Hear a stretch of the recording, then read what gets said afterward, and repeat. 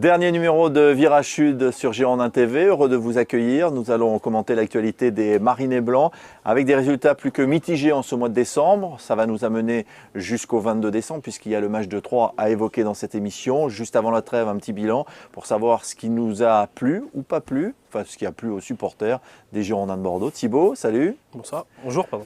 Mister Eric.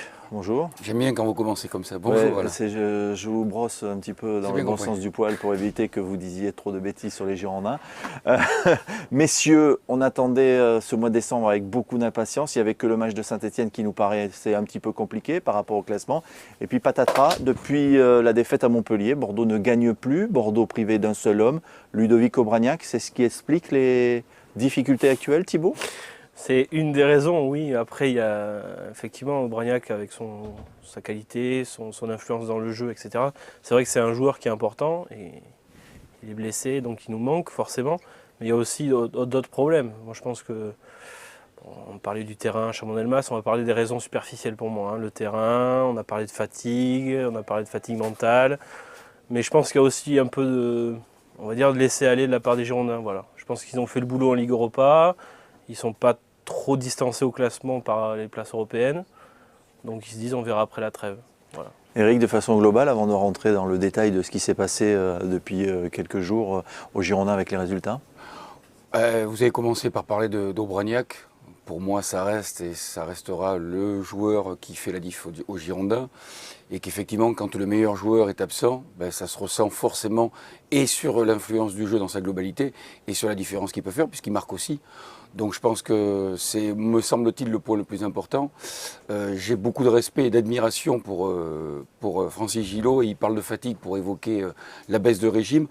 Je pense que c'était les coiffeurs qui étaient sur le match contre Newcastle. Derrière, on a fait un match tout aussi moyen, et je dis moyen, j'ai envie de mettre un M majuscule, que pour les matchs qu'on suivi. Donc je ne sais pas où est le problème, si ce n'est dans la qualité intrinsèque peut-être du groupe. Alors Obraniak, mais est-ce que le problème, vous parlez de qualité intrinsèque, mais est-ce que c'est pas aussi le problème de ce mois de décembre où il a été obligé énormément de tourner son équipe et que les automatismes, vous les avez plus de match après match? Ça change de tout le temps. Pourquoi vous dites obligé? Je vois pas en quoi. Mais parce qu'il a été obligé. Il y avait des matchs tous les 3 jours à jouer, avec des fois 68 heures ou 72 heures de récupération entre 2 matchs. C'est une obligation. On voit d'ailleurs que toutes les équipes, à part le PSG, ont fait cette rotation, mais le PSG, ils avaient commencé sur les 17 premières journées du championnat, enfin, ou les 15 premières journées, eux, ils faisaient rotation et ça ne marchait pas, et c'est depuis qu'ils font plus rotation que ça marche. Mais restons sur Bordeaux, est-ce que cette rotation voulue par Francis Gillot, pour donner du temps de jeu à tout le monde, pour éviter une fatigue trop importante pour chaque joueur, n'explique pas aussi cette difficulté d'avoir une équipe performante tous les week-ends? De mon avis, non. C'est l'avis du supporter. C'est ça, ouais, c'est ça. Non, je suis supporter des Girondins, je ne serai pas là, mais j'espère avoir un regard un peu plus lucide et donc objectif. Je pense qu'au contraire, la qualité, la première qualité de notre entraîneur, c'est justement de pouvoir intégrer tout le groupe et donc tous les joueurs. Donc, je pense avoir le sentiment de les motiver, même s'ils ne sont pas dans le 11. Et je crois que les changements, à mon sens, n'ont pas d'incidence. Je pense en revanche qu'il y a des joueurs qui, aujourd'hui, ont fait leur trou. L'absence d'Enrique, par exemple, hier, me semble-t-il, aurait pu être préjudiciable si on n'avait pas pu égaliser. Et je pense comme ça, il y a des joueurs clés. Je pense qu'il y a des joueurs qui sont des fondamentaux, qui sont essentiels au groupe. Pour les autres, et on l'a vu pour le match de Coupe d'Europe, où je l'ai trouvé assez gonflé et courageux, on a pu voir que ça jouait au ballon. Et dans ces derniers matchs, ça a été rare. Thibaut, sur les automatismes. Sur les automatismes, forcément. Enfin, après, je partage pas totalement l'avis d'Eric, mais j'ai le droit. Mais voilà, je pense qu'effectivement, changer comme ça beaucoup de joueurs, surtout des joueurs qui n'ont pas forcément l'habitude d'évoluer ensemble. Ben Kalfala, la saison dernière, n'a pas évolué avec le groupe, quasiment pas. Cette année, il est dans le groupe, il apporte ce qu'il peut apporter. Il n'y a pas forcément tous les automatismes qui sont là. Après, ce n'est pas forcément non plus un argument qui se reçoit parce qu'ils travaillent tous les jours ensemble en entraînement. Francis Gillot, et là je suis d'accord avec Eric, a instauré une sorte de principe de jeu à ce groupe-là. On a vu face à Newcastle que ça pouvait fonctionner.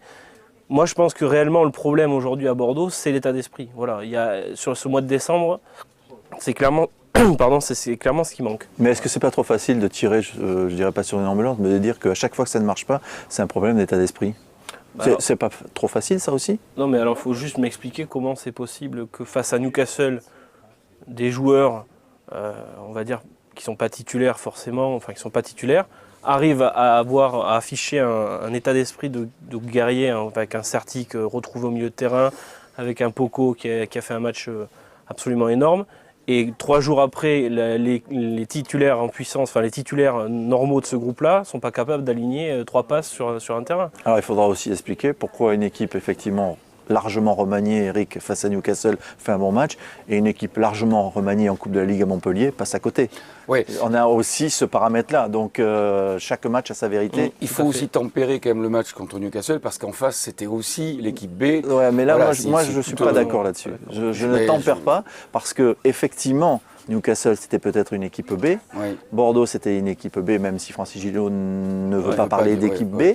Mais Bordeaux n'a pas manqué son match. Cette équipe aurait pu manquer son match, même si en face, on avait une équipe B. Ils ont su quand même répondre présent dans ce que Francis Gillot avait demandé. Et ça a marché. Et ils ont résisté notamment dans le début de deuxième mi-temps où Newcastle joue un petit peu plus haut. Donc c'est bien de dire c'est l'équipe B, c'est comme c'était bien de dire que Bruges c'était une équipe de naze lorsqu'ils sont venus. On leur en a mis 4. Qui a mis 4 buts à Bruges dans l'Europa League? Personne. J'entends bien. Pour autant, si c'était effectivement juste la réponse de dire que parce que Bordeaux joue, on n'a pas joué contre Saint-Etienne, on n'a pas joué contre Reims. Oui, c'est pour ça que chaque match a sa vérité. Oui, il y a eu des compositions différentes à chaque fois. Mais je pense aussi que peut-être, notamment contre Newcastle, il n'y avait rien à perdre, il y avait tout à gagner, et que c'est aussi plus facile de se libérer quand on joue comme ça. Moi, j'ai un regard un peu différent sur Certic, notamment dans un rôle de capitaine qui me semble être un peu usurpé. Mais je crois avant tout que l'avantage qu'on a, c'est qu'on a effectivement un entraîneur qui donne la capacité à chacun de s'exprimer. On le voit avec Ben Kalfala par exemple, où encore une fois il fait une rentrée, encore une fois, je ne devrais pas dire encore une fois, qui fait une entrée satisfaisante et qui permet aux Girondins d'égaliser. Je prends l'exemple du match de Nancy. Voilà, c'est ça, du match sûr. de Nancy. Mais je pense que voilà, on peut effectivement, si on est juste supporter, dire qu'il y a des fulgurances, que ponctuellement on est capable de bien jouer au ballon. Après, il faut aussi être lucide. On prend 4 points sur 15 possibles dans les derniers matchs. On fait des matchs où, si on n'est pas supporter, on a envie de prendre une corde.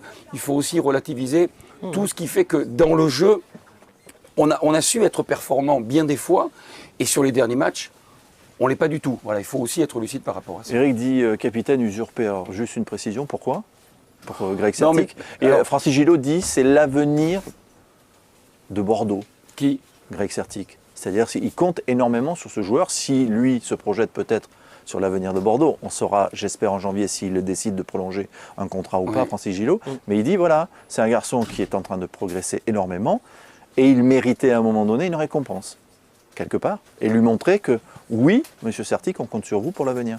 C'est quand même un gage pour le joueur. Moi, je ne peux pas juger de ce que pense cet entraîneur qui le voit au quotidien. En revanche, en tant que spectateur et supporter, moi je juge, au moins de mon regard, le comportement sur le terrain et sa capacité ou pas à prendre le jeu à son compte. Notamment quand on joue dans un rôle de milieu de terrain où on est censé être un peu 10. Je dis un peu parce qu'effectivement, il a joué parfois milieu défensif. Là, il jouait plus il était joué en retrait. Milieu 6-8 que 10.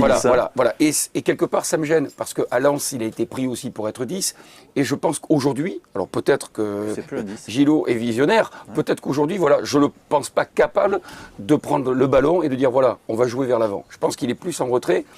Et je pense que c'est parce qu'à mon sens, aujourd'hui, pour ça que je mets vraiment des garde-fous, je ne le sens pas capable d'être capitaine et d'insuffler ce que peut faire encore Plasil aujourd'hui ou Aubragnac dans un rôle différent. Thibaut. Oui, après capitaine peut-être pas, mais c'était, comme le disait Alain, c'était aussi pour le récompenser de sa progression. Il ne faut pas oublier d'où il vient.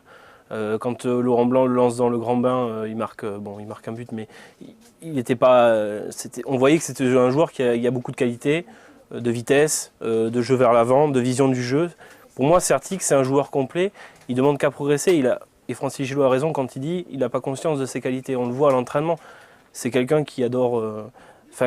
pas qui s'en fout, mais qui est très terre à terre et qui joue avec ses qualités, mais il n'a pas encore conscience de ce qu'il peut valoir sur un terrain. Ouais, même s'il y a une énorme progression quand même par rapport à c'est ce que j'allais dire, il y a faire. vraiment une énorme progression et c'est un joueur, moi je suis d'accord avec ce que dit Francis Gillot, c'est un joueur qui est appelé à être le futur de Bordeaux. J'ai bien aimé la moue sur vitesse. Oui. Alors, j'aime bien cette moue parce que Greg Sartic fait la même. Et Francis Gillot dit, les tests montrent que c'est l'un des joueurs les plus rapides de l'équipe. Mais il n'en a pas conscience. Alors, très bien. Alors, pardon, non, mais c'est les tests. Alors, dans ce cas-là, qu'on lui donne les clés et qu'on lui dise, tu sais quoi, joue au ballon. Non, mais aujourd'hui, je pense que, Eric, je pense que toi, vous êtes resté un peu sur le truc que Certic était normalement un numéro 10. Oui. C'est plus un numéro 10. Ça sera soit un 6, soit un 8 relayeur. Mais pas le numéro 10 tel qu'on l'entend de manière des numéros 10. Tel qu'on l'entendait. Parce que il n'y en a plus. Au départ, on nous l'a. Je mets les guillemets. Non, mais les 10, il n'y en a plus. Ça. Il n'y en a plus des 10. Ouais. Nulle part. Ouais. Donc. Mais pour moi, un joueur, si vous voulez, qui joue son rôle de milieu de terrain, où effectivement il prend le ballon, c'est aussi la capacité de se projeter vers l'avant. C'est donner le ballon vers les attaquants. C'est aussi faire la diff. C'est être capable de 1 contre 1 de faire la différence. De ce que je vois moi, et peut-être que je le vois mal, j'ai pas le sentiment qu'il est dans ce profil. C'est peut-être pas ce qu'on lui demande aussi.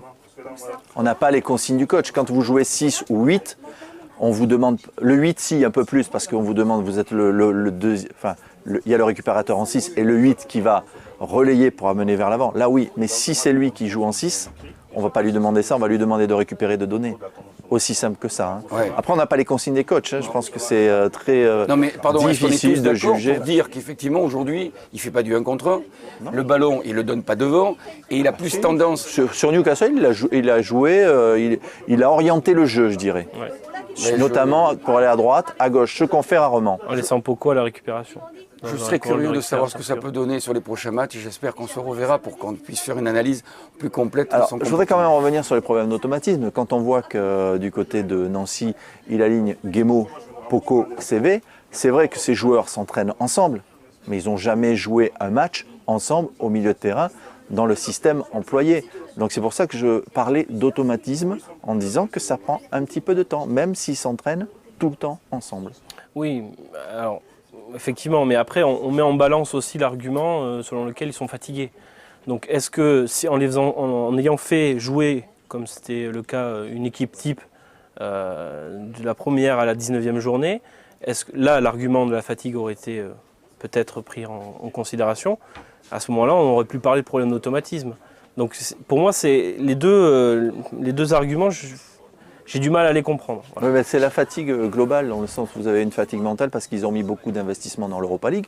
On sait, il y a les déplacements, on sait qu'on y laisse beaucoup d'influx, même si ce n'est pas la Ligue des Champions, c'est quand même une compétition européenne. Vous avez des déplacements. Et puis, il y a cette fatigue physique, des matchs à répétition, des terrains qui sont de plus en plus lourds, plus difficiles. Et on est quand même en fin d'année 2012, quasiment toutes les équipes rencontrent ces problèmes. Vous avez une équipe comme Lorient qui remarche maintenant. Pourquoi?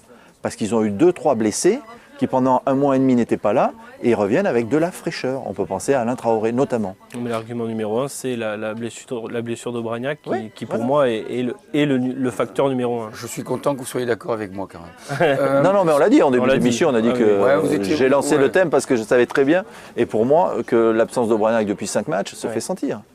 Oui. Même si vous avez souligné qu'il a marqué des buts, mais c'était en début de saison, les buts, à part le but contre Marseille. Aussi, ce que je veux préciser, parce que vous parlez de fatigue, je rappelle quand même qu'après le match de Coupe d'Europe, le match qu'on a eu, qui était à Reims, me semble-t-il.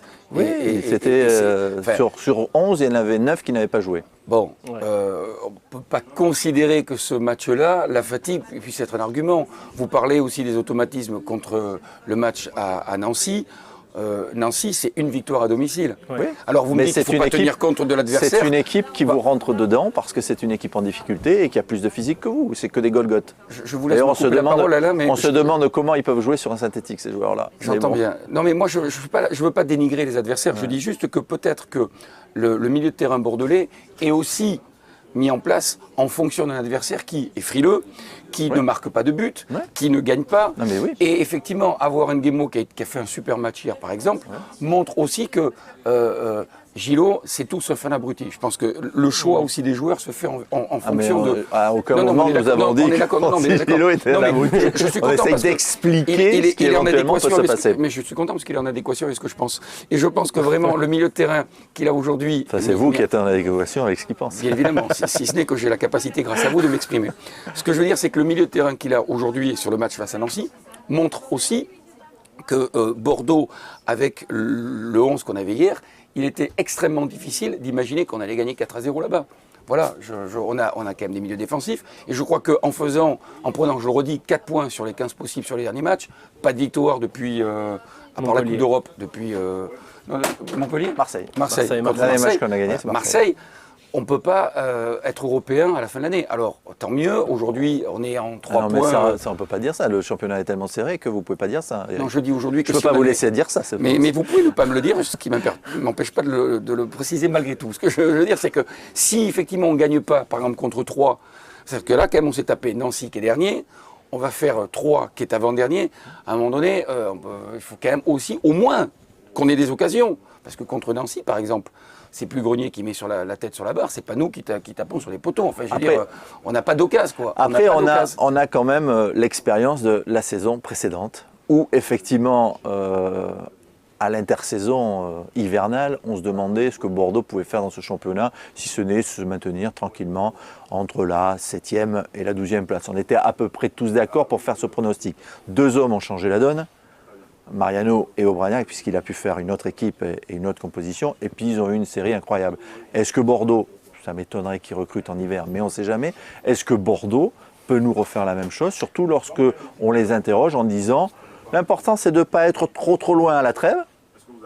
À partir de janvier, on aura oublié la première partie du championnat, c'est un autre championnat qui débute, Thibaut. Je suis assez d'accord avec ça. Après, moi j'ai toujours pensé, même depuis le début de saison, que Bordeaux finirait européen cette saison, j'ai toujours dit. Même quand alors la première partie de championnat, elle n'est pas non plus catastrophique. On va pas. Il y a 2 mois qui pour moi, qui reflètent un petit peu ce symbole de frustration. C'est octobre et décembre. Octobre, on fait à peu près la même série qu'aujourd'hui. Avec beaucoup de blessés. Avec beaucoup de blessés, beaucoup de joueurs qui étaient en méforme. On avait Plasil qui sortait de préparation, qui n'était pas forcément au top, qui n'est toujours pas au top d'ailleurs. Mais on a ces 2 mois-là sur lesquels on peut regretter des choses. Après, sur le début de saison, on est quand même premier en Ligue Europa, on est qualifié, on est 7e au championnat à 2 points de la 4e place. 3e défense. 3e défense, il y a quand même des satisfactions sur ce match-là, sur cette première partie de saison. Le championnat en janvier va reprendre, comme vous le disiez, c'est un nouveau championnat qui démarre. Est-ce que Bordeaux aura les ressources mentales? Et Francis Gilot avait d'ailleurs annoncé qu'une équipe se dégagerait. Donc on aurait peut-être un 11 type, et à ce moment-là, il n'y aurait plus de problème d'automatisme. Une équipe va se dégager parce qu'il va y avoir moins de matchs. Coupe de la Ligue, vous êtes éliminé. Il y a la Coupe de France qui se rajoute, certes, mais bon, on ne sait pas ce que ça va donner. Et en Europa League, vous avez pour l'instant 2 matchs sûrs. Il n'est pas sûr, suivant le tirage, qu'il se passe autre chose. Non mais monsieur, moi je ne voudrais pas passer pour le vilain petit canard. Mais vous êtes le vilain petit canard. J'entends bien. Pourtant j'ai tout fait pour que ce ne soit pas le cas. Mais, non mais là l'idée c'était qu'on fasse le constat sur les derniers matchs. Effectivement, si on globalise sur la moitié de la saison, on peut être satisfait. On avance dans l'émission, c'est pour ça que... D'accord, je sectorise. Vous savez qu'il y a 30 minutes, donc il faut aussi qu'à un moment donné... Merci. N'hésitez pas à me taper derrière la nuque. Vous savez que c'est un peu comme Grégory Sartic, il faut jouer vers l'avant. Et là on joue vers l'avant. Donc, c'était donc pas un bon exemple. On est dans le bilan, par rapport à ce que vous disiez, on est dans le bilan et on se projette déjà sur la deuxième partie de championnat, sachant qu'on aura un mois de janvier et début février compliqué, puisqu'on va jouer Rennes à Rennes, Paris à domicile, Nice à Nice et Valenciennes à domicile, qui sont quand même des équipes avec qui on joue aujourd'hui. Oui, pardon messieurs, dans notre championnat. Là où je voudrais moi juste mettre le trait, c'est qu'aujourd'hui, dans le jeu, je parle, on n'est pas performant, on n'a pas d'occasion, on se projette pas vers l'avant. Alors après, tant mieux, au mois de janvier, ça sera une nouvelle saison. Vous voyez ce que Comme je veux dire, disais, moi, c'est ça qui m'angoisse. Chaque match a sa vérité, chaque mois a eu sa vérité. Là, on est dans une période de creux, il faut l'avouer, puisque Bordeaux a marqué, vous l'avez dit, 4 points sur 15. Donc ça prouve effectivement qu'il y a quelque chose qui cloche. On verra s'ils en marquent 7 sur 18, s'ils battent 3. Et on verra avec la trêve et le retour d'Aubragnac si ça va changer quelque chose. On peut aussi accepter que dans un championnat, dans une saison, il y ait des moments de creux tels qu'on le vit aujourd'hui et pas dire il faut tout jeter. Et que c'est peut-être la valeur intrinsèque de l'équipe qui fait que c'est peut-être une période qui aujourd'hui explique que Bordeaux est en difficulté. Comme vous parlez de résumé, on pourra en tirer une conclusion au mois de juin. Oui, au mois de mai. Voilà, au mois de mai. En juin, on sera en vacances. Aujourd'hui, vous, parce que vous êtes un privilégié. Ouais. Mais aujourd'hui, effectivement, si on parle sur les premiers 18 journées, voilà, effectivement, on a eu des périodes fastes. Pour autant, dans le jeu, et pardon, en tant que supporter, j'aime le football et j'aime aussi le jeu pratiqué quand il va vers l'avant, je suis un peu frustré des dernières prestations des Girondins. Ça ne veut pas dire pour autant que j'espère pas qu'on sera européen, c'est pas pour autant que j'espère qu'on va pas taper en Coupe d'Europe une super équipe et qu'on va jouer au ballon. Pour moi, le référent, c'est, pour vous dire, si ça remonte, c'est les 20 premières minutes du match contre Lille, où jusqu'au but qu'on met, d'Aubragnac, on joue au ballon. Depuis cette période-là, et à part Newcastle, effectivement, avec des joueurs dont je ne connaissais pas tous l'identité, je reste frustré. Alors si vous, non, tant mieux. Non, Thibaut. moi, je reste frustré aussi de la qualité de jeu, c'est pas la question. Ah très bien, Thibaut, est-ce que vous pouvez le répéter Non, mais la qualité de jeu, ok, mais après, il y a des joueurs qui manquent. Je pense qu'il y a... Des joueurs, vous avez dit. Il manque des joueurs, oui. Qui ? Pour moi, il y a des joueurs qui ne jouent pas à leur niveau aujourd'hui, qui sont titulaires, mais qui ne jouent pas à leur niveau. Plasil, Maurice Belay, Gouffran ne joue pas à son niveau depuis un mois. Voilà, il manque tout ça. Il manque Aubragnac qui est blessé, mais c'est des joueurs qui... Mais vous allez voir, petit à petit, vous allez venir vers ce que je pense, c'est très bien. Vous êtes sur le bon chemin. Non, moi je pense que avec la trêve, avec la nouvelle saison, enfin la nouvelle demi-saison qui s'annonce, on va pouvoir peut-être retrouver un Bordeaux plus conquérant, en enchaînant les matchs dans un même schéma et avec un état d'esprit retrouvé. Notre chance, c'est effectivement que le championnat soit serré, notamment absolument. de la 4e à la 7e place, 8e, parce que les 3 premiers ont commencé à faire un petit trou, que ce soit Paris et l'Olympique de Marseille et l'Olympique Lyonnais. Voilà, il y a 5 points.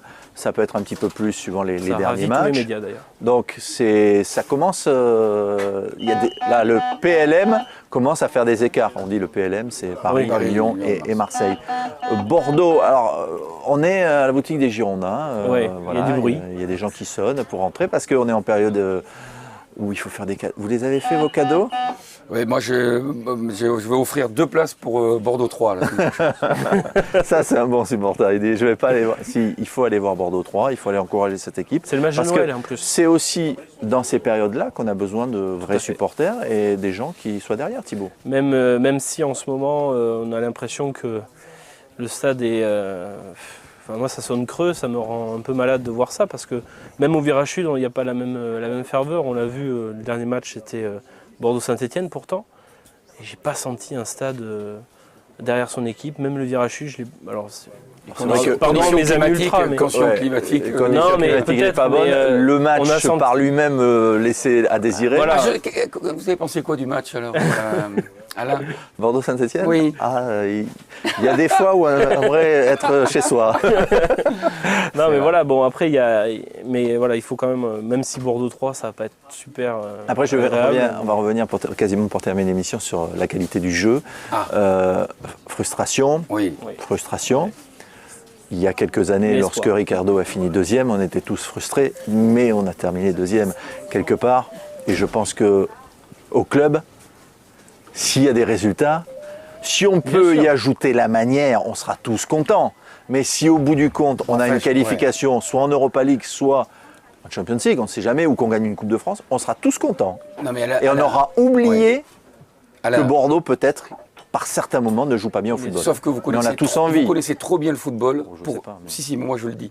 Pour confirmer le fait qu'en ne jouant pas, on puisse faire des résultats.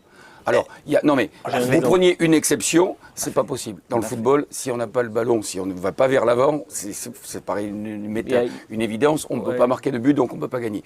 On a une exception, tant mieux. Je pense qu'aujourd'hui, et je le redis, j'ai vraiment, et c'est rare, moi, pour les entraîneurs, j'ai une foi inébranlable en Francis Gillot, et je veux croire effectivement que lui aussi pense que c'est par le jeu qu'on arrivera à des résultats et pas en jouant avec 3 défensifs et avec un attaquant. Voilà, je pense. Et aujourd'hui, que ce soit contre Saint-Etienne, que ce soit à Reims, que ce soit contre Nancy, il me semble qu'on ne peut qu'être déçu et du résultat et du jeu pratiqué. Oui, enfin après, si on reste dans cette logique-là, regardez le match à Lyon. Le match à Lyon, on fait pas un beau jeu et pourtant on gagne 2-0. Je suis pas d'accord. Pour moi, on joue pas. Non mais ne pas faire de jeu ne veut pas dire qu'on n'essaye pas. On a essayé. À chaque fois qu'on a eu le ballon, on s'est projeté vers l'avant. On a essayé 2 fois. Contre Nancy, en deuxième mi-temps, Oui. on a vu autre chose. Oui, On était 10. Certes, il y a eu un changement tactique. oui, On a quand même vu des joueurs oui. ne voulant pas abdiquer et ne voulant pas laisser les 3 points à Nancy. Ça, on ne peut pas leur enlever. sûr. L'abnégation qu'ils ont mis à arracher ce nul. Ah ben, et avec un petit peu heureusement. plus de réussite, ils 45 le minutes gagnent de le jeu, match. Je vais Non, mais- applaudir. Non mais au moins ils ont fait l'effort. On parlait Oui. d'état d'esprit. L'état d'esprit s'est retrouvé quand même là. Oui, c'est ça, 45 minutes.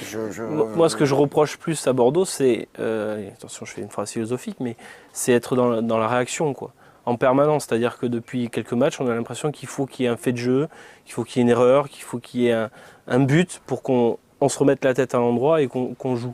On est toujours dans la réaction et jamais dans l'action. Jamais on a pris ces derniers matchs un match à notre compte. C'est plus ça, moi, que je critique, c'est sur l'état d'esprit, sur l'implication que mettent les joueurs.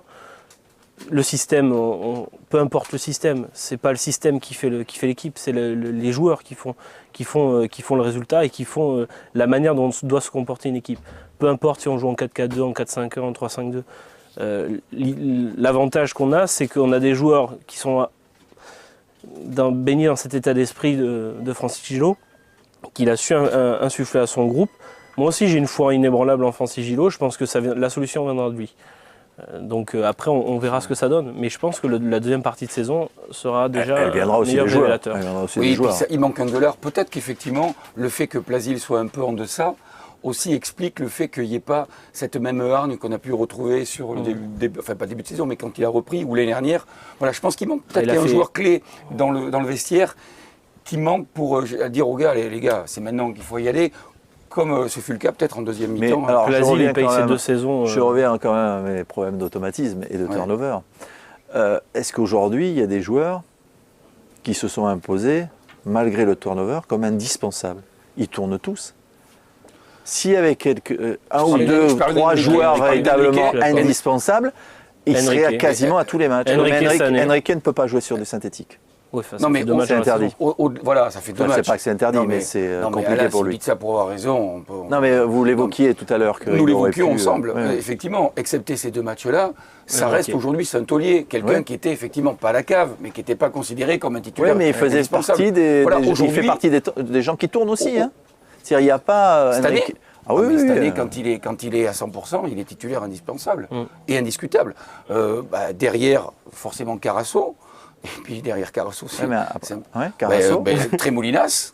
ouais, Trémoulinas. qui n'a pas fait un bon match hier. Non, mais ça peut. Bon, Ouais. on ne peut pas critiquer un joueur qui Mais je fait critique- 17 matchs Je critique performants. pas. Je critique Non, mais pas. vous parliez des joueurs qui sont indispensables aujourd'hui. Oui, alors dans Carasso, Trémoulinas, Ouais. Enrique, Enrique. Mariano.